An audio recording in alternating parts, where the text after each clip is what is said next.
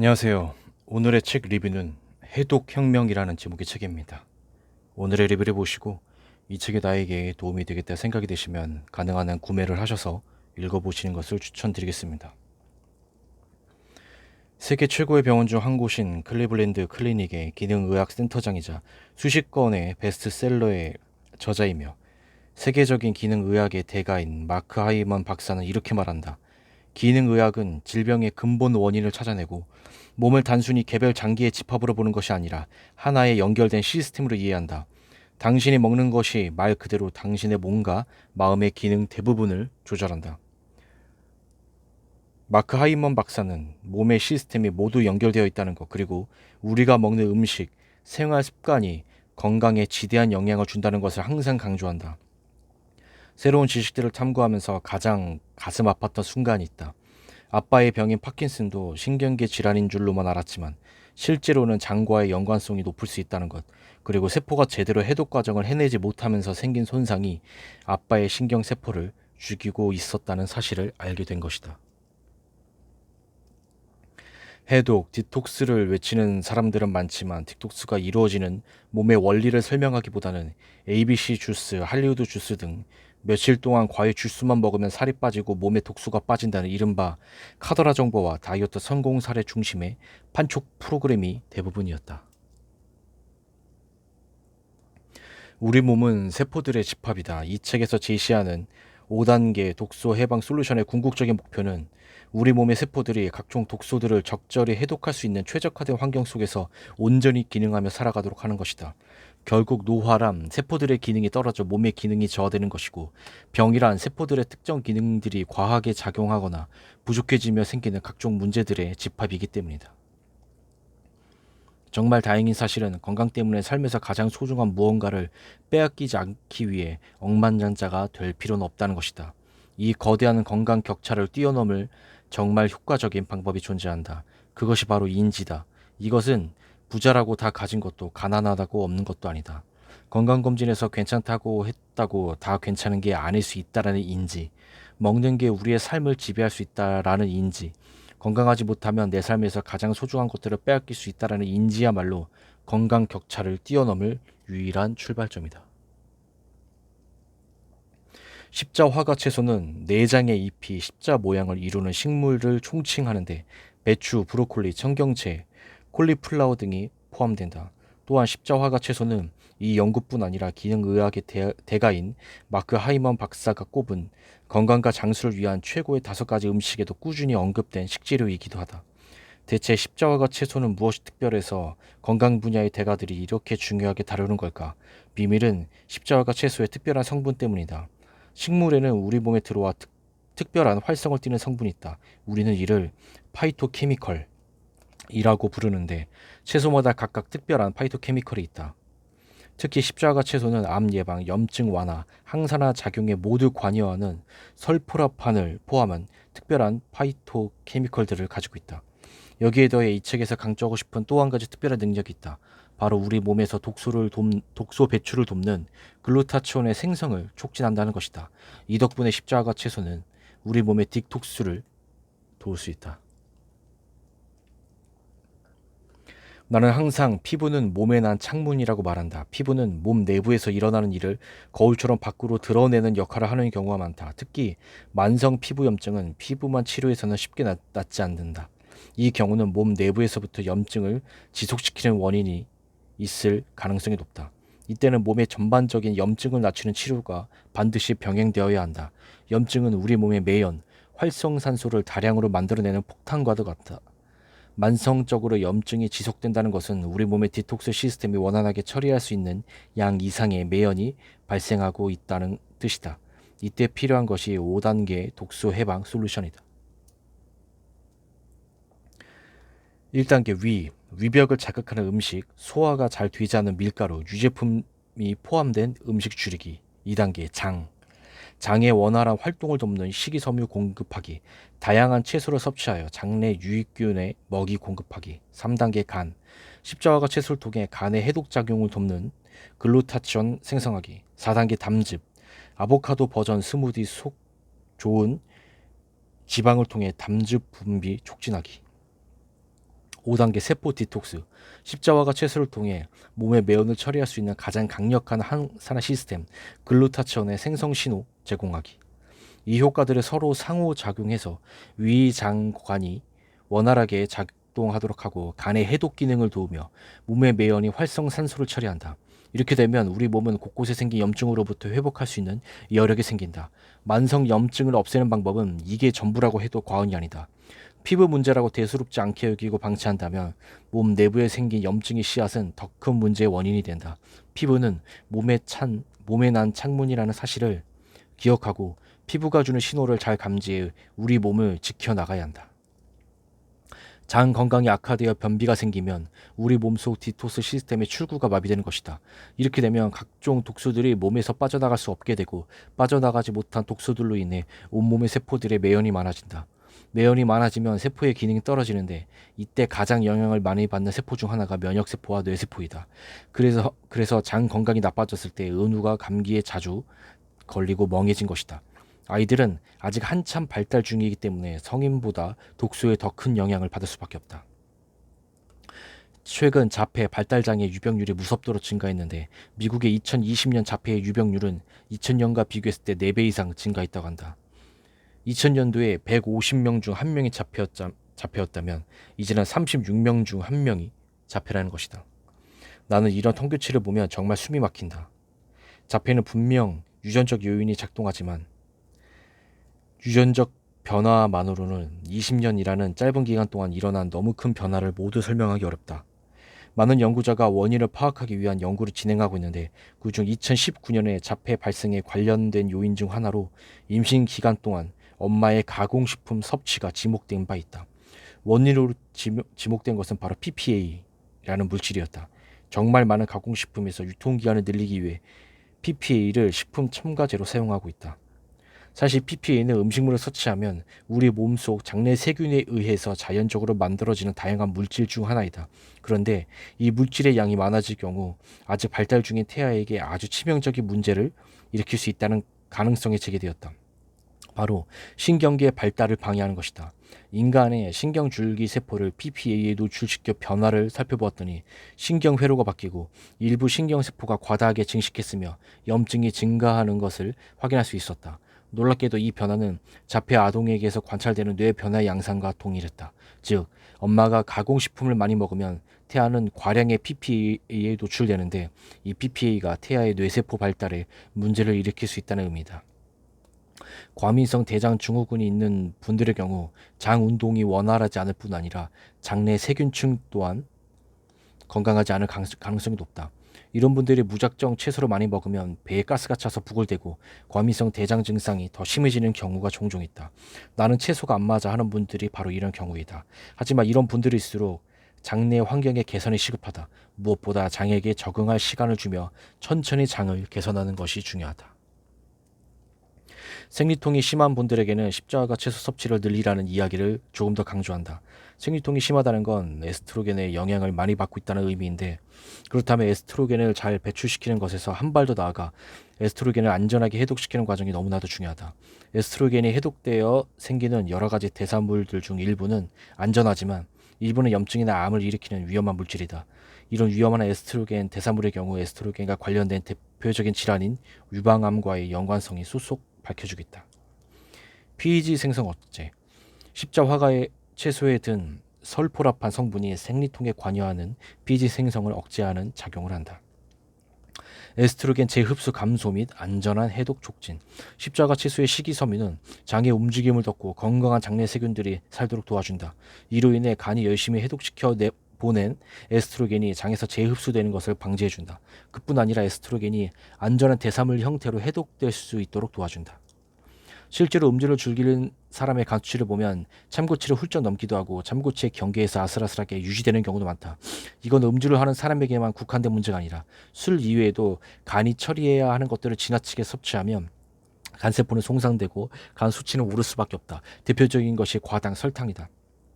선생님, 저는 술을 한 모금 안 마시는데 간 수치가 높아요. 지방간이 있어요. 하는 사람의 식습관을 살펴보면 탄수화물을 굉장히 많이 먹거나 설탕과 과당이 가득 든 과일과 디저트류를 달고 사시는 분들이 많다. 이를 비알코올성 지방간이라고 간세포이라는 병명으로 부른다. 십자가 채소는 간세포가 매연을 효과적으로 처리하는 데 필요한 글루타치온의 생성을 돕는다. 그리고 이 글루타치온은 말썽을 부리는 독소들과 결합해 우리 몸에서 무탈이 빠져나갈 수 있도록 돕기도 한다. 간은 매일같이 수많은 독소를 처리하면서 산다. 스스로 자기 간의 디톡스 시스템을 돕지 않으면 누가 도울 수 있을까? 지금 간이 보내는 미세한 신호들을 무시하고 나면 이후에 간은 지방과 흉터 조직으로 뒤덮여 더 이상 일을 하지 못하게 된다. 그리고 안타깝게도 한번 간경화가 진행되고 나면 돌이킬 수 있는 방법은 없다. 세포로 이루어진 우리의 몸속에서는 언제나 작은 가시들이 만들어지고 있다. 이 작은 가시들을 활성산소라고 부르는데 이는 세포가 에너지를 만드는 과정에서 필연적으로 만들어지는 물질이다. 이 가시들은 세포의 기능을 떨어뜨리고 노화를 일으키는 주범이다. 여기서 디톡스 시스템의 역할이 등장한다. 디톡스 시스템은 우리의 몸을 이 가시들로부터 보호한다. 외부 내부의 독소들을 해독하고 활성산소를 없애 우리 몸을 보호한다. 만약 디톡스 시스템이 제대로 기능을 하지 못한다면 해독되지 못한 외부 내부의 갖가지 독소들은 세포 내에서 더 많은 활성산소를 만들어내게 되고 활성산소를 처리하는 시스템마저 제대로 기능하지 못하게 방해한다. 이런 상황에서 세포는 급격한 기능 저하를 겪는다. 이 기능 저하의 속도에 따라 결정되는 것이 바로 노화의 속도이다. 결국 디톡스 시스템이 얼마나 잘 기능하느냐에 따라 당신의 노화 속도가 결정되는 것이다. 단백질 파우더를 과도하게 섭취해서 간 수치가 올라간 사람을 본 적이 있는가? 요즘 헬스를 하는 인구가 늘어나면서 주변에서 꽤 흔하게 볼 수 있는 사례다. 단백질은 근육을 비롯한 우리 몸의 아주 중요한 구성 성분이자 에너지원으로도 쓰이는 필수적인 영양소이다. 우리는 음식을 통해 단백질을 섭취하는데 단백질이 몸에서 대사되고 나면 일부 독성을 일으킬 수 있는 부분이 남는다. 바로 암모니아다. 이 암모니아는 간의 도움을 받아 빠르게 대사가 되지 않으면 몸에서 독성을 나타낼 수 있다. 간경화와 같이 간 기능이 심각하게 저하된 환자들은 간성 혼수라는 정신착란 증세를 겪기도 하는데 그 원인 물질 중 하나가 바로 암모니아다. 간은 이런 암모니아를 비교적 안전한 물질인 요소로 바꾸며 이 요소는 소변을 통해 몸 밖으로 배출된다. 즉 단백질을 많이 먹는 것 자체가 간의 해독 부담을 증가시키는 것이다. 가끔 운동을 열심히 하는 사람들 중에는 이 사실을 모른 채 단백질 파우더를 몸무게에 비해 과다하게 섭취하는 경우가 있다. 앞서 언급한 지혜 씨도 근육을 유지하기 위해 평소 단백질 파우더를 과량 섭취하고 있었다. 우리가 일상에서 당연하게 먹는 단백질조차도 몸에서는 반드시 해독이 필요하다는 사실을 꼭 기억하기 바란다. 생선 중에서도 특히 수은에 많이 오염된 생선이 있는데 어떤 것인지 짐작이 가는가? 그렇다. 바로 참치다. 참치는 대표적으로 수은이 정말 높게 검출되는 생선이다. 하지만 다른 생선들도 있다. 바로 우리가 보신을 위해 먹는 비싼 생선들, 특히 보고와 장어가 대표적이다.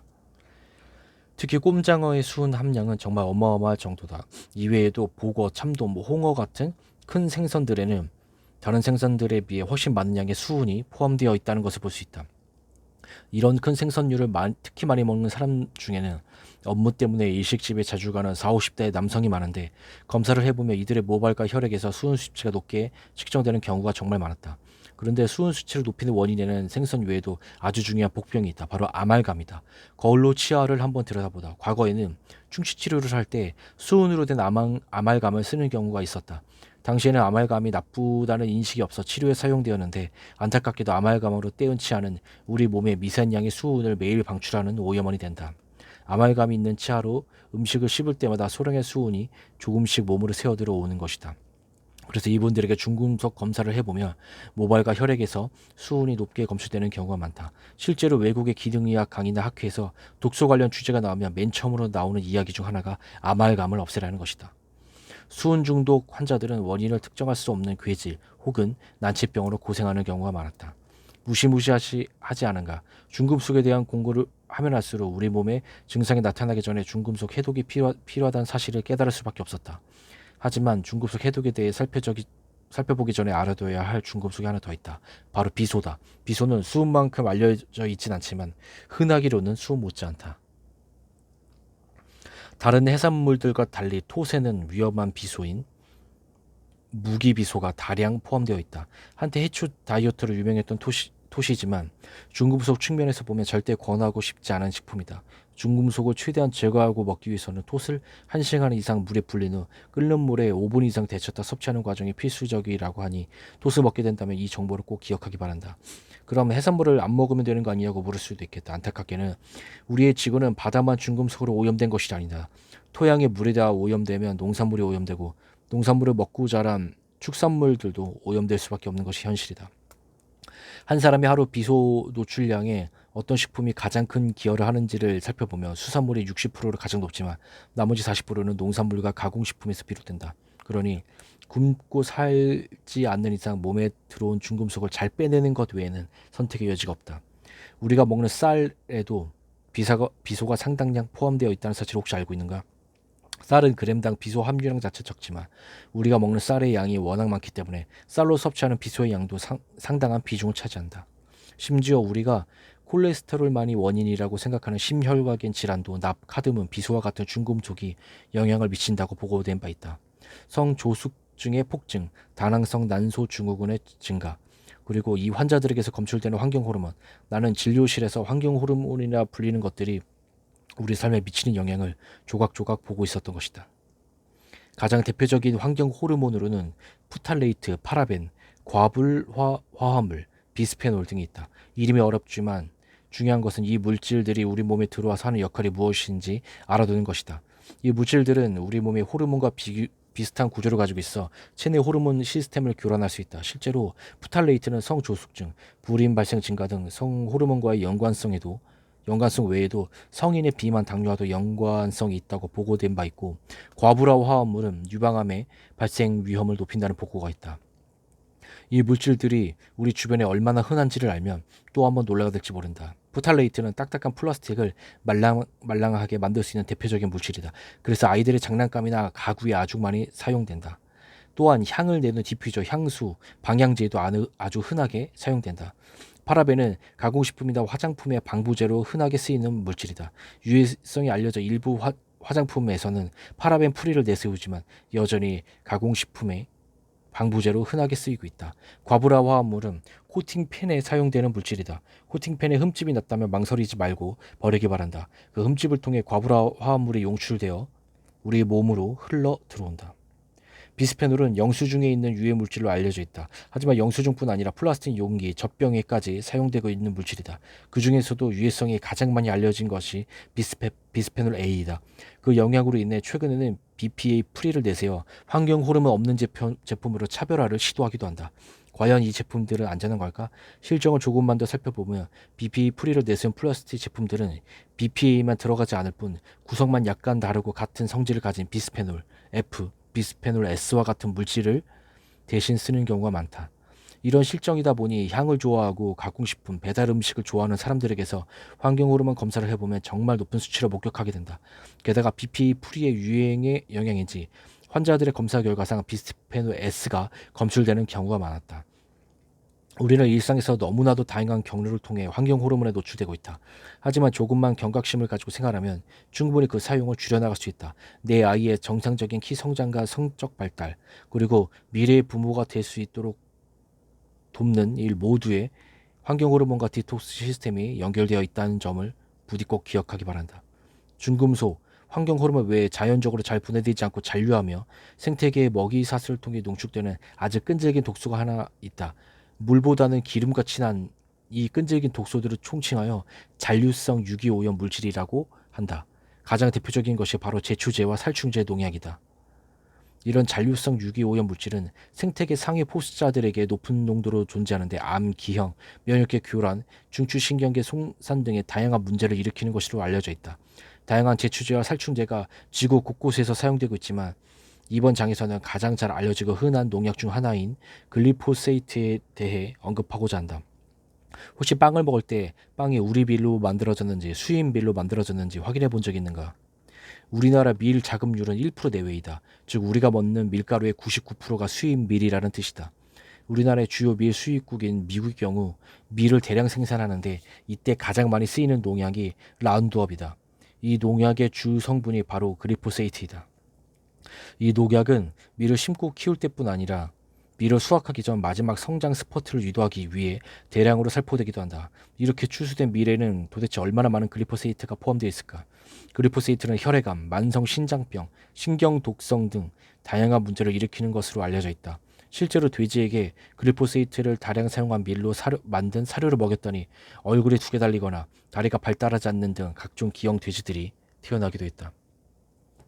더 무서운 사실은 사료를 바꾸자 더 이상 기형돼지가 태어나지 않았다는 것이다. 이러한 문제가 비단 돼지에게만 일어나는 것일까? 임신 중 글리포세이트에 많이 노출될수록 아이의 자폐 기능성이 높아졌다는 리포트도 있다. 최근 자폐 스펙트럼 장애로 진단받는 아이들이 증가하고 있는 것 또한 우연은 아닐 것이다. 하지만 글리포세이트를 만드는 거대 기업들은 악영향을 보고한 연구의 신빙성 깎아내리고 심지어 소금만큼 안전하다고 말하기도 한다. 쫀득하고 바삭하게 기름이 튀겨진 탕수육, 겉바소초 크로와상, 바삭하고 짭짤한 치킨, 생각만 해도 군침이 돌지 않는가? 나도 한때 정말 사랑했던 음식들이다. 단백질이나 지방에 당을 첨가해 고온 조리하면 생성되는 최종 당 화산물을 당 독소라고 부른다. 고온에서 물기 없는 고기를 튀기듯 구우면 생기는 바삭바삭한 변화, 에어프라이어, 오븐, 튀김기 등이 바삭바삭한 식감과 함께 열심히 만들어내고 있는 것이 바로 당 독소다. 이 음식들이 나의 기억력을 위협하는 치명적인 당 독소들이라는 걸 알기 전까진 나도 이 반응들이 만들어내는 감칠맛과 식감을 참 좋아했다. 당 독소야말로 치매 발병의 강력한 위험인자라는 것을 알게 된 그날부터 나는 달라졌다. 치킨과 탕수육의 바삭함이 생각날 때마다 60세의 치매를 앓고 있는 내 모습이 함께 떠올랐다. 이 당 독소들이 내 1년치 기억을 삭제시키는 게 아닐까 하는 생각까지도 들었다. 그제서야 바삭바삭한 이 음식들이 더는 행복이 아니라 불행의 씨앗으로 인식되기 시작했다. 중요한 것은 당 독소에 많이 노출될수록 치매 위험이 증가한다는 사실, 그리고 당 독소에 대한 노출을 우리가 조절할 수 있다는 사실이다. 당 독소의 위험성을 제대로 인지하지 못하고 바삭바삭한 식감을 위해 에어프라이어를 애용하며 산다면 당신의 뇌가 온전하게 건강한 상태를 유지하기는 매우 어려울 수 있다. 치매에 걸릴 위험만으로 튀김과 베이커리를 포기할 수 없는 사람을 위해 더 이야기해보려 한다. 당 독소는 노화의 상징이기도 하다. 보송보송했던 아기 피부가 쭈글쭈글하고 탄력 없는 노인의 피부로 변하는 것도 당 독소로 인한 단백질의 변성 과정이다. 피부만 그런 것이 아니다. 혈관도 변하고 눈도 변하고 신장도 변하고 심장도 변한다. 이 과정을 가속화시키고 싶다면 세월이라는 독소 외에 당 독소가 가득 든 음식을 몸에 넣으면 된다. 당 독소는 당뇨, 심혈관 질환, 신장 질환, 암, 치매, 파킨슨 등 거의 모든 만성 질환과 연관성이 있다는 사실이 연이어 밝혀지고 있다. 간 해독에는 한계가 존재한다는 사실이다. 이 약을 먹을 때는 술을 마시지 마세요 라는 이야기를 들어본 적이 있을 것이다. 왜 술과 특정 약을 같이 먹으면 안 되는 것일까? 이건 해당 약과 술이 모두 간의 해독 기능을 이용하기 때문이다. 술을 많이 마셔서 간의 해독 능력이 술에 총동원되면 간에는 더 이상 약을 해독할 능력이 남아있지 않을 것이다. 이런 경우 어떤 약은 몸에서 해독되어 빠져나가지 못해 효과가 훨씬 더 크게 혹은 오래 발현될 수 있다. 그러므로 같은 용량을 먹어도 효과나 부작용이 크게 나타날 수 있다. 또 어떤 약은 간의 해독 시스템에 의해 오히려 활성을 띈 상태로 변해 약효를 나타내기도 하는데, 술을 해독하느라 간의 해독 시스템이 작용할 여력이 없다면 약을 먹었는데도 활성화되지 못해 효과가 거의 나타나지 않을 수 있다. 약마다 간 해독 기능의 정상 작동 여부에 따라 간의 효과가 엄청나게 차이날 수 있기 때문에 간의 해독 기능을 많이 사용해버리는 술을 약과 함께 먹지 말라고 하는 것이다. 조금 더 넓은 시각에서 이 부분을 바라보자. 간에는 우리 몸의 노폐물, 술, 약, 앞서 말한 온갖 독소들이 해독될 차례를 기다리고 있다. 술도 많이 마시고 앞서 말한 독소들을 피하지 않고 다 몸에 넣고 있다면 이 사람의 간은 천해도 일이 줄지 않는 그야말로 하루 24시간 온종일 일하는 극한 직업의 현장일 것이다. 그러다 간이 도저히 감당할 수 없는 지경에 이르면 어떤 일이 벌어질까? 견디다 못한 간세포는 깨지고 염증이 생기며 결국에는 딱딱한 흉터 조직이 되어버린다. 이것이 간경화의 시작이다. 흉터 조직이 되어버린 간이 다시 재생되어 원래대로 돌아가는 일은 없다. 남아있는 간으로 버틸 뿐이다. 그리고 더 중요한 것은 간의 기능을 대신해 줄 수 있는 곳은 몸 어디에도 없다는 사실이다. 간이 손상되면 우리의 디톡스 시스템이 붕괴된다. 간을 살려야 우리의 디톡스 시스템이 산다. 자신의 몸 대부분이 흉터 조직으로 변하기 전에는 힘들다 말하지 않고 묵묵히 일하는 간을 도와줄 의무가 우리에겐 있다. 간에서 해독 과정을 거친 독소들이 어디로 이동하게 되는지를 이어서 살펴보자.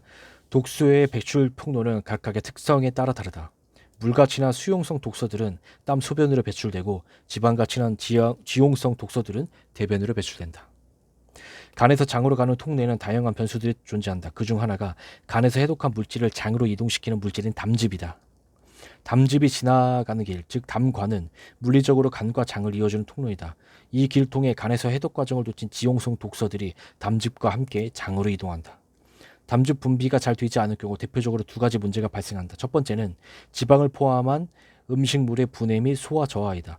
저는 고등어만 먹어도 속이 안 좋아요. 오메가3도요. 이렇게 오메가3를 먹으면 속이 안 좋다고 하는 환자가 생각보다 정말 많은데 담즙 분비가 원활하지 않을 경우 이런 소화 불편감이 발생할 수 있다. 그뿐 아니라 지방이 잘 소화되지 못하면 대변에 지방이 둥둥 뜨는 지방변이 생기기도 한다. 두 번째는 지용성 독소의 배출 감소이다. 간에서 생성되는 담즙은 담낭에서 농축되었다가 지방이 포함된 음식이 들어올 때마다 담낭에 수축하면서 담간을 통해 장으로 전달된다. 이 과정에서 장으로 배출되어야 하는 지용성 독소들이 담즙과 함께 담낭에서 담관을 통해 장으로 이동한다. 담즙이 잘 분비되지 않는 사람이라면 지방이 포함된 음식물만 소화를 못 시키는 것이 아니라 꼭 버려야만 하는 지용성 독소들을 내보낼 길이 제대로 작동하지 않는다는 의미이다. 또한 담즙은 우리 몸의 여성 호르몬을 포함한 스테로이드계의 호르몬들을 장으로 내보내는 통로이기도 하다. 담즙 분비가 원활하지 않으면 이 호르몬들의 배출에 문제가 생기면서 다양한 문제가 발생할 수 있다. 앞서 여성 호르몬의 에스트로겐이 원활하게 배출되지 않을 때 생길 수 있는 대표적인 질환이 유방암이라고 이야기했었는데 실제 유방암 환자에게서 간에서의 담즙 생산량, 대변의 담즙량이 유의미하게 낮았다는 결과도 있었다. 그렇다면 어떤 증상을 봐야 할까? 지방을 포함한 음식이 잘 소화되는지를 보는 것이 가장 정확하다. 목살을 먹으면 괜찮은데 삼겹살만 먹으면 배가 아픈 사람, 저탄고지 식단을 했을 때 소화되는데 불편감이 컸던 사람들이 해당될 것이다. 만약 지방이 많은 음식에 소화가 어려운 사람이라면 반드시 본인의 담즙 분비를 개선해 줄 필요가 있다. 본인이 느끼는 건 소화 불편감 정도이지만 사실 몸은 엄청나게 많은 지용성 독소들을 해독하지 못한 채 갖가지 문제에 시달리고 있을 수 있기 때문이다. 몇 달 동안 담즙 분비를 촉진하고 담즙을 보충해주는 치료를 하고 나면 어떤 분들은 처음으로 콜레스테롤 수치가 정상으로 돌아오기도 했고 어떤 분들은 불규칙했던 생리 주기가 점점 규칙적으로 바뀌기도 했다. 간에는 2단계 해독 과정이 존재한다. 독소의 막대기를 꽂고 수용성 물질을 붙여 몸 밖으로 내보낼 수 있는 형태로 만든다. 이후 담즙이 이 독소들을 데리고 간에서 장으로 이동한다. 이제 드디어 이 독소들을 몸 밖으로 배출할 수 있는 장에 도착했다. 그런데 여기에는 새로운 변수가 도사리고 있다. 바로 우리가 너무나도 흔하게 마주하는 변비, 장의 배출 통로가 막혀 있는 경우이다. 변비는 디톡스 시스템에 있어 정말 제한과도 같은 존재다. 모두 한 번쯤은 변비를 겪어봤을 것이다. 변비에 시달리다 나오는 대변의 형태는 어떠한가? 물기 없는 대변이 단단하게 뭉친 형태를 띈다. 대변이 얼마나 딱딱해지는지 변비에 걸린 사람들 중에는 변을 보다가 항문이 찢어지는 경우도 허다하다. 변비일 때 대변은 왜 이렇게 딱딱할까? 이유는 대변이 대장에서 오래 머무는 동안 대변 속 수분이 우리 몸으로 흡수되기 때문이다. 그런데 정말 중요한 점은 이 과정에서 수분만 다시 흡수되는 것이 아니라는 사실이다. 우리가 열심히 해독해서 장으로 보낸 독소들도 다시 흡수되어 버린다. 이 안타까운 현상은 우리 몸에서 알뜰살뜰 살림을 꾸리고 있는 장간순환이라는 재활용 시스템 때문에 발생한다. 인체는 놀라운 만큼 정교하고 효율적인 생명체이다. 이 효율을 추구하는 과정에서 꼭 재활용해야 하는 물질이 있으니 바로 앞에서도 중요하게 언급했던 담즙이다. 성인을 기준으로 담즙은 하루에 600ml 정도 흘러나온다. 이것이 모두 장으로 이동해서 대변으로 나가버린다면 우리 몸은 매일같이 엄청난 양의 담즙을 생성해야 하고 이를 위해 엄청난 양의 재료와 에너지가 필요할 것이다. 하지만 우리 몸은 절대로 이런 비효율을 용납하지 않는다. 간에서 담낭을 통해 분비된 담즙은 장으로 분비된 다음 지방을 소화하는 데 사용되다가 소장의 마지막 부위에서 재흡수되는데 이 과정을 장간순환이라고 한다. 장간순환을 통해 재흡수되지 않은 담즙의 아주 일부분만 대장으로 이동하는데 재흡수되는 담즙이 95%에 달하고 약 5%만이 대변으로 배출된다. 그러나 이 재흡수 시스템의 문제는 재활용되어 돌아오는 것이 비단 담즙만이 아닐 수 있다는 것이다. 장의 배출 통로가 막혀 있는 경우 간에서 애써 해독해서 보낸 독소들이 담즙에 섞여 다시 간으로 돌아올 수 있다. 그러면 간은 이 독소들을 배출하기 위해 또 한 번 해독 과정을 거쳐야 한다. 즉 변비가 있는 한 독소는 간, 담즙, 장, 간에 무한 루프를 타고 간에 엄청난 해독 업무를 부과하게 된다. 장의 업무 효율은 위의 능력에 따라 좌우된다고 해도 과언이 아니다. 위는 입으로 들어온 음식물들이 제대로 분해되고 소화되는 첫 번째 장소이다. 만약 위가 제 기능을 하지 못한다면 어떤 문제가 발생할까? 위가 기능을 못한다는 것은 음식물이 적절히 분해되거나 소화되지 못한다는 뜻이다. 제대로 분해되지 못한 음식물들은 위에서 장으로 떠넘겨진다. 위가 기능을 잘할 때라면 음식물들이 장에 쏙쏙 흡수될 수 있는 형태로 분해되어 내려갔을 텐데 이제는 덩어리째 장으로 내려가게 된 것이다. 이렇게 되면 두 가지 문제가 생긴다. 흡수되어야 할 영양소들이 흡수되지 못한다. 소화가 덜 된 음식물 덩어리들은 흡수되는 대신 몸 안으로 들어와 염증을 일으킨다. 그러면 우리 장은 평소보다 적은 양의 영양소를 흡수하면서 몸 안으로 들어온 수많은 염증을 감당해야 하는 엄청난 스트레스 상황에 놓인다. 이렇게 되면 장의 움직임은 저절로 더뎌질 수밖에 없고 이는 변비의 악화 요인이 된다. 그래서 나는 식이섬유 공급으로 해결되지 않는 변비 환자들은 반드시 위부터 치료한다. 위가 음식을 제대로 소화해서 내려보내야 장도 일을 할 수 있기 때문이다. 음식을 먹으면 유독 탈이 잘 나는 사람들이 있다. 똑같은 음식을 먹었는데 누구는 구토하고 설사하며 난리가 나는가 하면 다른 사람들은 멀쩡한 상황을 한 번쯤은 다들 경험해 본 적이 있을 것이다. 이 차이는 무엇에서 비롯될까? 소화를 담당하는 위에서는 이을 처리를 위해 필요한 아주 강력한 도구를 하나 가지고 있다. 바로 위산이다. 유독 탈이 잘 나는 사람과 아닌 사람의 가장 중요한 차이 중 하나도 위산이다. 강력한 산성을 띤 위산은 위의 또 다른 기능, 살균을 가능하게 하는 근간이기 때문이다. 무균실에서 만들어지지 않는 이상 우리가 먹는 음식에는 여러 가지 균이 포함될 수밖에 없다. 우리의 손, 이 구강 내부에도 세균이 존재하고 있으니 위를 통과하는 음식물 덩어리에 세균들이 포함되어 있는 건 당연한 일이다. 그런데 문제는 우리 몸에 해를 끼칠 수 있는 병원성을 띤 유해균들이다. 이 유해균들 중 대부분은 산성 환경을 매우 싫어한다. 위산은 음식물이 들어오는 첫 관문인 위에서 강력한 산성을 환경을 조성해 우리 몸으로 들어오는 균을 엄격하게 조절한다. 그런데 만약 위의 기능이 떨어져 위산 분비가 줄어들면 어떻게 될까? 위산이 적절하게 분비되지 못하면 음식 속의 균들이 더 많이 살아남아 장으로 이동하게 되고 그중 병원성을 띠는 균이 포함되어 있는 경우 앞서 언급한 사례처럼 구토와 설사 같은 증상을 유발할 수 있다. 유독 음식을 먹은 후 탈이 잘 나는 사람이라면 장 문제만 살펴볼 것이 아니라 위산 부족을 함께 의심해 보는 게 중요하다. 이런 이후로 위의 역할, 즉 적절한 위산 분비는 장을 통해 독소를 내보내게 되는 우리의 딕톡스 시스템에서 필수적으로 선행되어야 하는 조건이다. 장내 세균들이 분비한 이 독소들을 해독전 상태로 되돌려 버린다. 해독전으로 돌아간 독소들은 장에서 문제를 일으키거나 앞서 말한 담즙의 재활용 통로를 통해 다시 간으로 돌아간다. 실컷 변비까지 해결해서 독소들이 나갈 길까지 다 뚫어놨는데 장내 세균이라는 복병이 독소를 우리 몸으로 되돌려 보내는 상황이 벌어지는 것이다. 중요한 건 독소만 이 과정을 거치는 것이 아니다. 앞서 설명한 우리 몸에서 내보내야 하는 호르몬인 여성 호르몬 에스트로겐도 똑같은 위험에 노출된다. 장내 세균의 이 기막힌 효소는 에스트로겐에 붙은 수용성 물질도 떼버릴 수 있다. 간에 에스트로겐의 애써 수용성 물질들을 붙여 장으로 보내놨더니 장내 세균은 그걸 또 떼어버리는 것이다. 수용성 물질을 잃은 에스트로겐은 담즙 재활용 통로, 장간 순환을 통해 간으로 다시 돌아오고 이 중 일부는 다시 온몸으로 퍼진다. 유익균파의 세균들은 염증을 낮추는 물질을 만들어내는 능력이 탁월한데 이 물질은 장의 업무 스트레스를 낮추고 몸 전반의 염증을 낮출 수 있다. 반면 유해균파의 세균들은 장내의 염증 반응을 증가시키고 유해균 사체의 일부는 독소로 작용하여 우리 몸을 뒤흔들어 놓는다. 독소들을 무사히 몸 밖으로 내보내고 평화로운 몸으로 살지 아니면 독소들을 몸 밖으로 내보내지 못하고 오히려 새로운 독소들을 만들어내며 살지를 결정하는 부분이 바로 장내세균이다. 세포에는 에너지를 만드는 시스템이 있는데 바로 미토콘드리아라는 에너지 공장이다. 이 에너지 공장은 산소와 영양분을 원료로 에너지를 만들고 이산화탄소를 배출한다. 하지만 정말 중요한 사실은 이 과정에서 이산화탄소만 나오는 게 아니라는 것이다.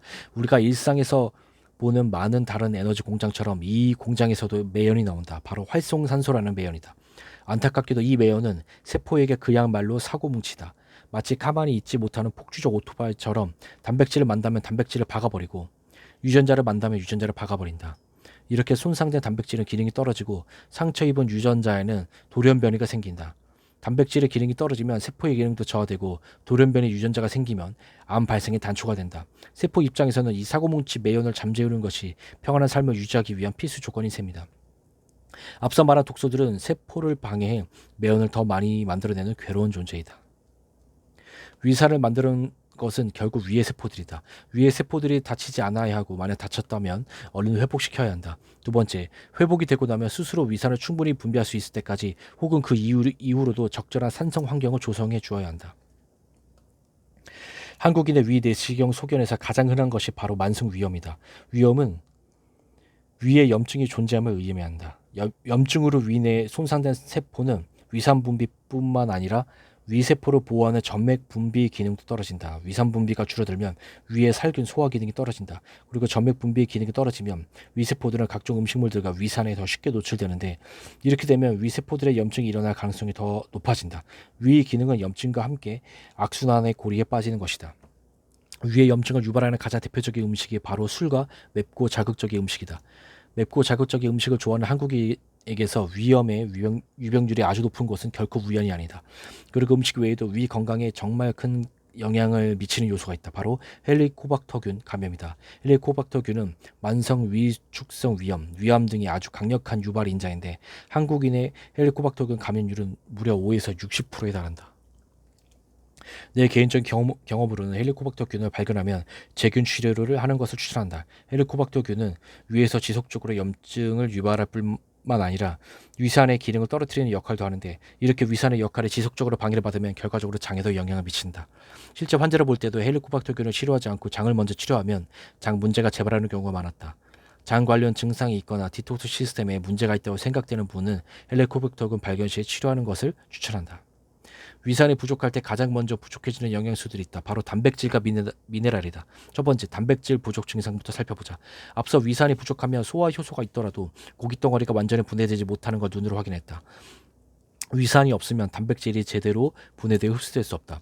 그런데 단백질은 우리 몸에서 너무나 많은 곳에 필요한 필수 영양 성분이다. 근육을 만들 뿐 아니라 몸의 기능을 담당하는 효소, 수용체 등의 수많은 일꾼들을 만드는 재료이기도 하다.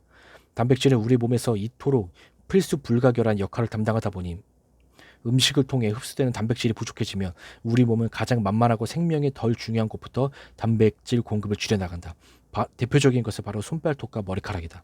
그래서 손발톱이 부러지고 머리카락이 가늘어지거나 머리가 빠지고 있다면 꽤 오랜 기간 위산 분비가 저하되어 단백질 공급이 충분하지 않음을 짐작해 볼 수 있다. 우리가 너무나 당연히 노화로 받아들이고 있는 근감소증 또한 나이가 들면서 감소하는 위산 저하로 인한 증상 중 하나일 수 있다. 두 번째, 미네랄 부족을 살펴보자. 아연, 셀레늄, 철 등 우리 몸의 필수적인 미네랄은 양 전하를 띠는데, 보통 음식물 속에 존재할 때는 다른 음전하를 띠는 물질들과 결합을 이루고 있다. 그런데 강력한 위산에 의해 산성 환경이 조성되면 이 미네랄들은 음전하를 띠는 물질들과의 결합에서 마침내 해방되고 그제서야 우리 몸에 흡수 가능한 양이온 형태가 된다. 그런데 위산이 부족해지면 음이온을 띠는 물질과의 결합이 풀어지지 않으니 많은 미네랄이 우리 몸으로 흡수되지 못하고 몸 밖으로 배출되어 버린다. 이것이 많은 사람들에게 미네랄 결핍이 있는 경우이다. 아무리 철분을 먹어도 빈혈이 나아지지 않는 사람들, 아무리 칼슘을 먹어도 골다공증이 나아지지 않는 사람들은 반드시 위산 부족을 의심해 보기 바란다. 아래 위산 부족을 의심할 수 있는 증상들을 체크해보고 해당하는 내용이 많다면 다음에 나오는 개선 방법을 꼭 잘 실천해보자. 위산 부족 증상 체크리스트. 이 표를 참고하시길 바라겠습니다. 첫 번째는 위산이 역류해서 위산의 식도 점막에 닿을 때 역류소 식도염. 두 번째는 위의 점막이 손상되었을 때 위밀한 위궤양이다. 위 두 경우 모두 치료할 때 가장 많이 받는 첫 약이 바로 위산 분비 억제제이다. 위산을 줄이면 식도로 역류가 일어나더라도 덜 따갑고 위 점막이 손상되더라도 위세포들이 받는 산의 영향이 덜하기 때문에 증상이 호전된다. 그렇다 보니 역류성 식도염이나 속쓰림이 있으신 분들의 경우 위산이 많아서 이런 문제가 생기는 것으로 생각하고 위산을 줄이는 약을 지속적으로 먹는 경우가 많다. 그런데 여기서 정말 중요한 부분이 있다. 이 문제들의 대부분은 위산 분비 과다보다는 다른 문제로 인해, 즉 위산이 원래 있어야 할 곳 이외에 다른 곳에 존재했을 때 발생한다. 역류성 식도염은 위산이 역류해 식도에 닿아서, 속쓰림은 점막 위에 있어야 할 위산이 점막의 손상이나 부절이 있는 위 벽에 직접 닿아서 생기는 문제이다. 역류성 식도염은 위의 음식물이 식도로 역류해서 생기는 문제인데, 이를 치료하기 위해서는 역류가 일어나는 이유를 파악해야 한다. 가장 대표적으로는 밥을 먹고 바로 몸을 기대거나 눕는 습관, 과식하는 습관들이 있다. 식도와 위 사이에는 역류를 방지하는 조인 근육이 있는데 이 근육을 느슨하게 만드는 술, 커피 등을 너무 자주 마시는 것도 원인이 된다. 그런데 이런 걸 고치려면 내 삶에서 고쳐야 할 게 너무 많으니 일단 위산을 줄여서 식도를 역류하더라도 덜 아프게 만드는 방법을 선택하는 것이다. 위 궤양처럼 아예 조직이 많이 헐어 보이는 경우에는 위산 분비 억제제를 써서 그 부분의 상처를 재생시킨 후에 원인을 탐색해 보는 게 맞다. 하지만 심하지 않은 속쓰림, 위밀한 위염 같은 경우에는 위세포가 손상될 만한 환경이 무엇이었는지를 찾아보아야 한다. 위를 자극하거나 손상시킬 수 있는 음식, 예를 들어 뜨겁거나 자극적인 음식, 술 등을 자주 먹진 않았는지를 확인해 보는 게 먼저다. 무턱대고 약만 먹지 말고 원인을 꼭 되짚어 보기 바란다. 스테로이드와 비스테로이드성 진통소염제 모두 염증을 줄이는 역할을 하는 약물로 다양한 질환에 흔히 사용된다. 그런데 이 약들에는 치명적인 부작용이 있다. 이 부작용을 오래 복용할 경우 더 극명해지는데 바로 위의 점막 생성을 줄이는 것이다. 그래서 이 약들은 오래 먹지 않는 것이 가장 좋고 어쩔 수 없이 장기적으로 써야 할 경우에는 위 점막을 보호해 주는 것이 필수적이다. 음식, 약 등 위벽 세포를 손상시키는 원인을 파악했는가? 이걸 피하고 나면 위 점막을 회복하는 단계로 넘어갈 수 있다. 위 점막을 보호할 수 있는 가장 대표적인 음식으로 마가 있다. 그래서 위 세포들의 활동이 가장 덜 활발한 첫 끼 식사 때 마를 먹어주면 도움이 된다. 마만 먹어도 당연히 좋지만 조금 더 맛있게 먹고 싶을 때는 마와 바나나를 같이 넣어서 갈아 먹는 바나나 주스를 추천한다. 바나나를 선택한 이유는 위 손상이 있는 경우 약간의 신맛만으로 속쓰림이 생길 수 있기 때문에 산도가 낮은 과일에 적합하기 때문이다. 마와 바나나를 갈아 먹을 때 우유를 함께 넣어서 갈아 먹는 경우가 많은데 우유는 위가 안 좋을 때 추천하는 식재료는 아니다. 소화가 안 될 경우 분해가 잘 되지 않아 장에서 염증을 일으킬 수 있는 대표적인 단백질이 포함되어 있기 때문이다. 그리고 마지막 재료는 올리브 오일이다. 올리브 오일의 항산화 성분인 폴리페놀은 활성산소에 의한 세포 손상을 막고 염증 완화에도 도움이 되며 위 보호 효과가 있다는 동물 실험 결과가 있으니 넣어주면 도움이 될 것이다. 바나나 주스 레시피는 한 끼 식사 대용으로 먹을 만한 1인분을 기준으로 했으니 아침 식사로 활용해 보기 바란다. 장에 염증을 일으키는 음식들에는 크게 세 가지의 종류가 있다. 첫 번째는 소화가 잘 되지 않는 음식들이다. 밀가루, 유제품 등이 대표적이다. 밀가루와 유제품에 포함된 단백질, 글루텐과 카세인에는 소화 효소에 의해 분해되기 어려운 특이한 아미노산 서열이 있는데 이 때문에 소화 요소에 의해 제대로 분해되지 않는 경우가 흔하다. 제대로 분해되지 않고 덩어리째 장으로 떠내려온 단백질은 흐트러진 장벽의 틈을 타 몸 내부로 새어 들어온다. 우리 몸에게 장벽 사이로 새어 들어온 단백질 덩어리들은 정체 모를 외부 물질들이다. 이 외부 물질들의 존재를 침입으로 인식한 우리 몸은 항체와 면역세포를 동원해 이를 제거하기 위한 염증 반응을 일으킨다. 이렇게 장이 외부 물질들을 제거하기 위한 염증 반응에 총력을 기울이겠으면 장의 움직임을 담당하는 기능들은 저하될 수밖에 없고 장 운동에도 문제가 생긴다. 평소 우리의 장벽은 탄탄한 겹격의 방어선을 구축하고 있다. 하지만 어떤 이유에 의해 이 방어선이 무너졌을 때 무너진 장벽의 틈을 타 장내 물질들이 몸 안으로 새어 들어오는 현상이 발생한다. 이를 장누수라 부른다. 우리 몸은 이렇게 새어 들어온 물질들을 없애기 위해 격렬한 염증 반응을 일으키는데 이런 이유로 장누수가 발생하면 염증이 수반되고 결국 장의 움직임에까지 영향을 주게 된다. 두 번째는 당 독소가 많은 음식들이다. 가공식품, 튀김, 베이커리류 등이 대표적이다. 이런 음식들에는 당 독소가 다량 포함되어 있는데 당 독소 또한 장 누수를 일으킬 수 있다. 장에 누수된 틈을 타 몸으로 새어들어온 당 독소는 장뿐 아니라 몸 곳곳에서 염증을 일으키는 원인이 된다. 세 번째는 장내 세균을 변화시켜 염증을 만드는 음식들이다. 바로 설탕과 정제 탄수화물 등이 대표적이다. 장에 염증을 줄이고 장 운동을 도와주는 유익균들은 식이섬유를 먹고 자라는 반면 장에 염증을 일으키는 유해균들은 당분을 먹고 자란다. 유해균은 누수된 장을 통해 몸 곳곳에서 염증을 일으키기도 하고 장의 움직임을 너무 느리게 혹은 너무 빠르게 만들기도 한다. 이런 이유로 나는 장에 염증이 있는 사람들에게는 밀가루, 유제품, 설탕, 가공식품, 튀김 등이 이 5가지만 섭취를 줄여보라고 이야기한다. 지키기 정말 어렵다는 걸 알지만 딱 한두 달만 해보면 장과 몸의 컨디션이 정말 많이 달라지는 걸 느낄 수 있을 것이다. 변비를 없애는데 무엇이 도움이 되는지에 대한 질문도 정말 많이 받는다. 우리가 가장 흔히 알고 있는 변비 개선 방법은 식이섬유 공급이다. 그런데 식이섬유를 먹는 것만으로도 다 치료가 된다면 변비로 고통받는 사람의 수는 훨씬 적어졌을 것이다. 식이섬유 공급만으로 효과를 볼 수 없는 이유는 변비 해결을 위해 반드시 앞에서 언급한 두 가지가 선행되어야 하기 때문이다. 첫 번째, 위의 기능을 바로잡고, 두 번째, 장의 움직임을 방해하는 염증을 줄여야 한다. 이 두 가지가 선행된다면 식이섬유는 변비에 큰 도움이 될 수 있다. 식이섬유가 변비에 도움이 되는 원리를 한번 살펴보자. 대변은 무엇으로 구성되어 있을까? 대변에서 가장 큰 부분을 차지하는 게 뭘까? 이 질문을 해보면 음식물 찌꺼기라고 대답하는 사람들이 가장 많다. 그런데 대변의 구성을 보면 재미있는 부분이 있다. 가장 많은 부분을 차지하는 수분을 제외하면 그 다음 많은 부분을 차지하는 것은 바로 장내 세균이고, 음식물 찌꺼기는 그 다음이란 것이다. 이는 대변의 부피를 증가시켜 변비를 개선하려고 할 때 어떤 부분이 중요한지를 알려주는 기준이 될 수 있다. 즉, 대변의 부피를 증가시키기 위해서 필요한 것은 물, 충분한 장내 세균, 소화되지 않는 음식 성분인 것이다. 실제로 탈수는 만성 변비의 흔한 원인 중 하나로 알려져 있다. 몸에 수분이 부족하면 우리 몸은 몸에서 빠져나가는 물 한 방울까지 재흡수하기 때문에 대변에 적절한 양의 수분을 포함하지 못해 딱딱해지고, 장이 대변을 원활하게 배출시키는 데 가장 큰 장애물이 된다. 이하 사항을 함께 해결할 수 있는 방법이 바로 식이섬유다. 식이섬유는 크게 두 가지 역할을 할 수 있다. 첫 번째는 장내세균, 특히 유해균의 먹이가 된다. 이런 식이섬유 등은 대부분 물에 용해되는 수용성 식이섬유에 해당한다. 수용성 식이섬유들은 유해균의 먹이가 되어 유익균을 증가시킬 뿐 아니라 대변을 구성하는 장내세균의 부피를 늘려줄 수 있다. 또한 유익균들이 이 식이섬유를 분해해서 만들어낸 단수의 지방산은 우리 몸에서 여러 가지 긍정적인 역할을 하는데, 최근에는 장 운동에도 영향을 미친다는 연구 결과들이 발표되었다.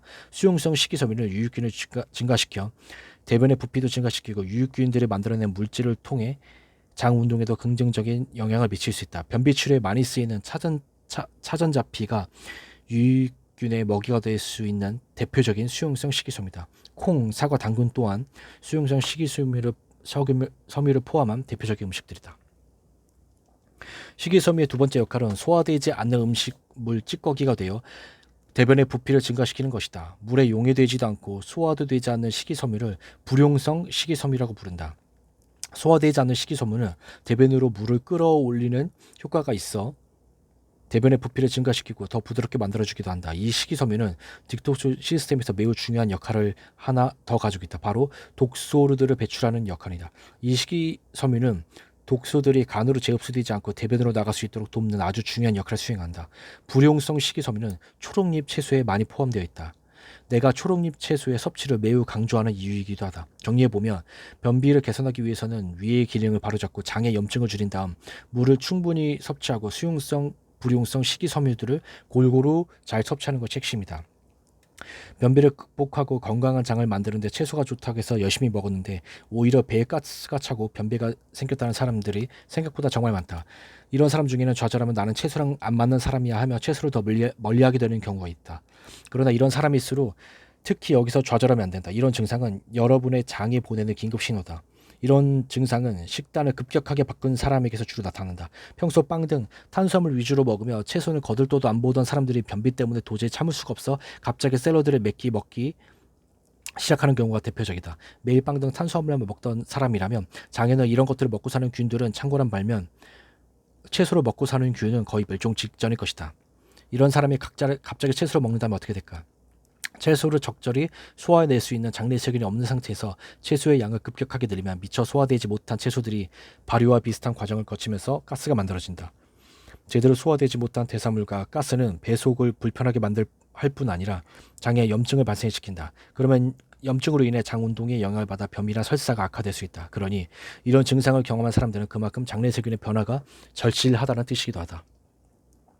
채소를 먹기 시작한 초기에는 생채소보다는 익힌 채소 위주의 식단을 해보면 좋다. 익힌 채소와 생채소의 차이를 궁금해하는 사람도 많다. 식물의 경우 동물과 달리 세포가 단단한 세포벽으로 둘러싸여 있다. 그런데 채소에 열을 가하면 열에 의해 채소의 단단한 세포벽이 어느 정도 부서진다. 그렇기 때문에 소화 효소의 접근이 조금 더 쉬워져 식물의 영양소를 조금 더 쉽게 흡수하고 소화할 수 있다. 반면 채소의 경우 단단한 세포벽이 그대로 존재하는 생채소의 경우 단단한 세포벽이 그대로 존재하는 상태이기 때문에 소화 과정에서 조금 더 에너지가 필요하다. 그러니 소화가 잘 안 되는 사람이라면 생채소보다는 익힌 채소부터 식단에 적용하기를 추천한다. 유익균과 유해균의 균형을 먼저 살펴보자. 이 균형을 만드는 것은 다름 아닌 우리가 먹는 음식이다. 우리가 먹는 음식은 우리만 먹는 게 아니라 장내 세균들도 함께 먹는다. 일반적으로 유익균은 다양한 채소를 먹고 자라는 반면 유해균은 당분을 먹고 자란다. 결국 우리가 먹는 음식에 따라 유익균과 유해균의 비율이 결정된다. 유익균과 유해균의 이상적인 균형을 위해서는 유익균의 먹이인 다양한 채소들을 꾸준하게 먹어주고 유해균의 먹이인 설탕과 정제 탄수화물 섭취는 줄이는 것이 매우 중요하다. 장내 세균의 다양성에 있어 식이섬유보다도 더 큰 도움이 된다고 밝혀진 음식이 있다. 바로 발효식품이다. 실제로 발효식품은 식이섬유와 비교했을 때 장내 세균의 다양성을 더 효과적으로 증가시킬 수 있다고 밝혀진 바 있다. 김치, 사워크라우트, 에사비, 낫또 등이 대표적인 발효식품이다. 또 한 가지 중요한 부분은 다양한 종류의 음식을 먹는 것이다. 흔히 무지개 식단을 먹으라고 말하기도 하는데 다양한 색깔의 채소를 골고루 먹기를 권장하는 방법이다. 다양한 색깔의 채소에는 각각의 색깔을 띠게 하는 독특한 성분들이 존재하는데 다양하게 먹는 만큼 그만큼 먹이로 삭는 다양한 균이 자랄 수 있다. 장을 볼 때 매번 사는 식재료 외에 제철 나물이나 새로운 식재료를 의식적으로 선택해보는 것도 건강한 장내 세균을 가꾸는 데 큰 힘이 될 것이다. 유산균은 정말 많은 사람들이 챙겨 먹는 건강기능식품이다. 물론 일부 유산균은 몸에서 다양한 작용을 하고 건강에 도움이 될 수 있다는 보고들이 있다 하지만 유산균을 먹는 것 자체가 장내 환경을 종합적으로 개선시킬 수 있는가라는 질문에 대해서는 긍정적인 대답을 하기가 어렵다. 장내 환경은 너무나 많은 요소에 의해 조절된다. 위가 건강해야 하고 장에 염증이 없어야 하며 장내 세균들의 균형을 이루어야 하고 장내 세균들이 다양해야 한다. 이 많은 역할을 외부에서 넣어진 일부의 균들이 해낼 수는 없다. 장내 환경 개선이 먼저이고 유산균은 그 다음이다. 독소 예방 솔루션의 1, 2단계를 잘 수행하고 계신 분들이라면 유산균 섭취가 부가적인 도움은 될 수 있을 것이라 생각한다. 간이 2단계 해독을 진행할 때 가장 중요한 물질은 단백질이라고 했다. 단백질은 아미노산이라는 단위 물질로 이루어져 있다.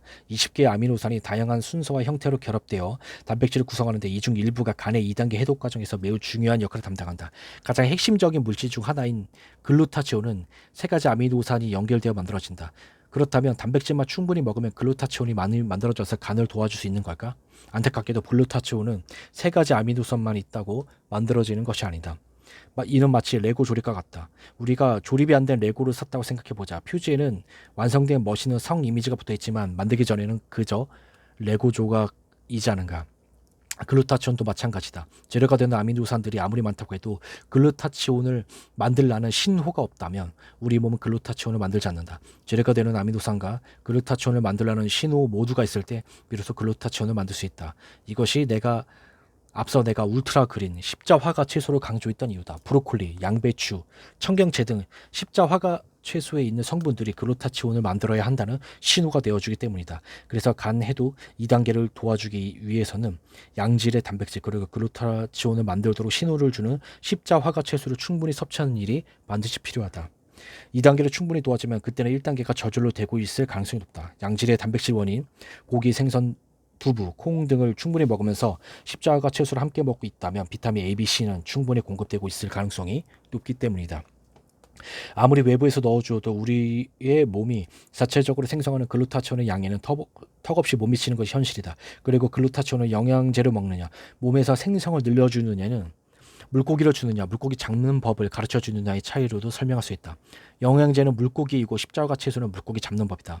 우리 몸에게 영양제를 통해 아주 소량의 물고기를 주는 것보다는 십자가 채소를 먹어줌으로써 물고기를 잡는 법을 알려주는 것이 디톡스를 위해 훨씬 효과적인 방법이다.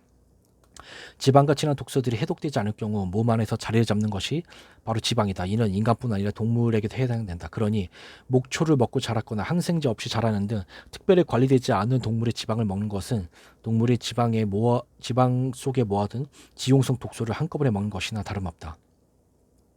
지방을 선택할 때는 자라는 환경이 매우 좋은 동물에서 온 것이 아니라면 식물성 원료에서 비롯된 지방을 추천한다. 식물성 원료에서 비롯된 지방을 먹을 때에도 주의할 점이 있다. 건강한 불포화 지방임을 강조하는 많은 올리는 오메가6가 주요 성분의 경우가 많다. 오메가6는 염증을 증가시키는 대표적인 물질이다. 식용유로 가장 흔하게 사용되는 콩기름, 해바라기 씨유, 포도 씨유 등이 해당된다. 그래서 식사에 추가할 지방 성분으로는 오메가3가 많이 든 들기름이나 오메가9의 위주의 올리브 오일, 아보카도 오일 등의 오일류, 아보카도, 올리브 등의 식재료를 추천한다. 올리브 오일은 세계적인 장수 식단 중 하나인 지중해 식단의 주요 식재료 중 하나로 정말 많은 건강상의 이점을 가진 음식으로 알려져 있다. 올리브 오일 섭취와 심장병 위험과의 연관성을 조사한 최근 연구에서도 올리브 오일을 섭취한 사람들에게서 심장병 위험도가 낮게 나타나는 연관성을 확인하기도 했다. 콜레스테롤을 먹어서 콜레스테롤이 높아진다는 이야기는 이미 오래전에 철회되었다. 우리가 좋은 지방과 에사비, 올리브 오일을 먹으면서 함께 할 일은 콜레스테롤이 포함된 음식들을 적절히 먹어주는 것이다. 콜레스테롤은 흔히도 알고 있는 달걀, 노른자뿐 아니라 새우, 오징어, 육류의 식품군에 골고루 포함되어 있다. 그러니 올리브 오일과 함께 콜레스테롤도 잘 섭취해서 담즙 분비 촉진의 효과를 최대한 누릴 수 있기 바란다. 중요한 것은 신장도 장처럼 제흡수 시스템을 가지고 있는데 이 제흡수 시스템은 이온 형태일 때 제흡수가 덜 일어난다. 즉 소변이 염기성이어야 독소들이 이온의 형태를 유지하게 되고 신장에서 제흡수가 덜 일어나게 되는 것이다. 반면 소변에 산성을 띠게 되면 독소들은 이온 형태를 잃고 신장에서 제흡수가 되어 우리 몸 밖으로 배출되지 못한다. 그러니 소변을 염기성으로 만들어주는 것이 독소 배출을 위해 매우 중요한데 여기서 가장 도움이 되는 방법이 바로 채소를 먹는 것이다. 채소 섭취가 우리 몸에 미치는 거대한 영향은 알면 알수록 놀라울 뿐이다.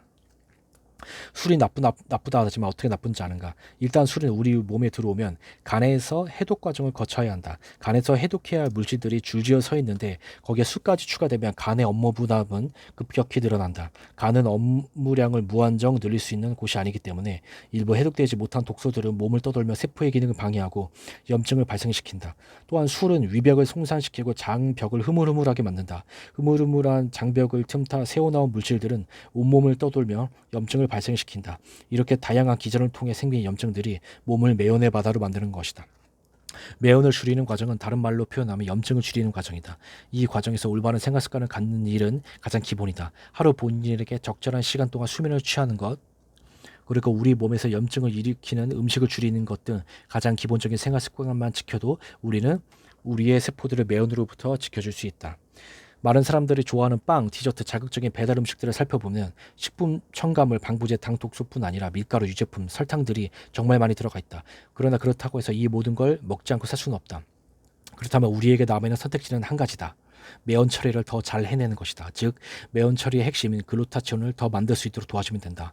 먼저 글루타치온의 재료인 단백질을 잘 섭취해야 한다. 하지만 재료만 있다고 글루타치온이 만들어지는 것은 아니기 때문에 글루타치온을 생성하라는 신호가 필요하다. 바로 십자화가 채소, 울트라 그린을 먹어줘야 한다. 양질의 단백질과 십자화가 채소는 꾸준히 섭취하는 것이 글루타치온을 증가시키는 핵심이다. 비타민 C, E, 글루타치온은 톱니바퀴 맞물리듯 상호작용하며 우리 몸의 항산화 시스템을 구성한다. 그래서 글루타치온만 먹는 것보다는 각종 비타민들과 미네랄이 포함된 채소들을 함께 먹으라는 이야기를 더 자주 한다. 감기, 독감, 몸살 등 우리 몸이 염증에 휩싸여 제대로 작동하기 힘든 상태에서는 비타민 C와 같은 항산화제를 먹는 것이 도움이 된다. 비타민 C를 복용할 때는 한 번에 영양을 먹는 것보다 나눠서 먹는 것이 좋다. 비타민 C는 복용 후 3, 4시간만 지나도 혈중 농도가 금세 떨어지기 때문에 감기에 걸리거나 몸이 아플 때는 6에서 8g 정도를 하루 3, 4번 나눠서 먹는 것을 추천한다. 세포가 감당할 수 있는 적절한 양의 산화 스트레스가 추가로 생기면 우리 몸의 항산화 시스템을 늘려 이에 대응한다. 다시 말해 운동을 하는 사람의 세포는 더 뛰어난 항산화 시스템을 가지도록 적응하게 된다. 운동도 안 하고 일상에서도 활동이 없는 사람이 과일이나 채소보다 몇백 배, 몇천 배 농축된 항산화제만 먹는다면 이는 우리 몸에 어떤 영향을 미칠까? 당연히 여러 요소가 복합적으로 작용하겠지만 항산화 시스템을 강화하는 방향으로 작용하지 않으리라는 것을 추측해 볼 수 있다. 그러니 항산화제를 먹을 때는 이 논리를 꼭 기억하기 바란다. 간헐적 단식은 다이어트에도 도움이 되지만 실제로 우리 몸에게 청소할 시간을 준다는 것에 보다 큰 의의가 있다. 그래서 핵심적인 부분만 더 레시피만 살펴보도록 하겠습니다.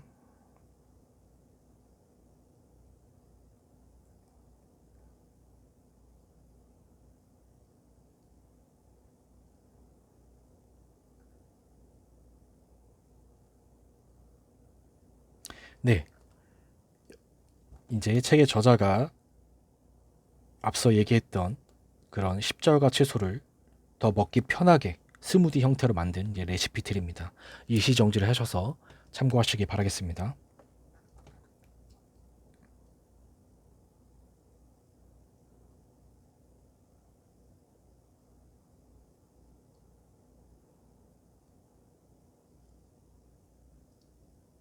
네, 제가 준비한 리뷰 여기까지입니다. 시청해주셔서 감사합니다.